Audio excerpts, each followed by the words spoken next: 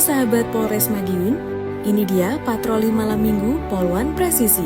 Polwan Presisi hadir melaksanakan patroli dan public address di pusat keramaian masyarakat, kawasan pabrik gula Pagotan, Kecamatan Geger, Kabupaten Madiun.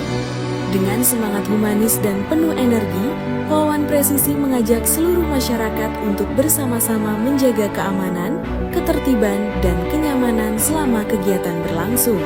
Kehadiran Polwan Presisi di tengah masyarakat merupakan wujud nyata pelayanan Polri yang selalu siap hadir, memberikan rasa aman dan nyaman bagi warga.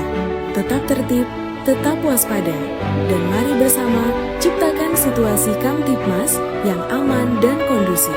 Polres Madiun, presisi, humanis, dan selalu untuk masyarakat.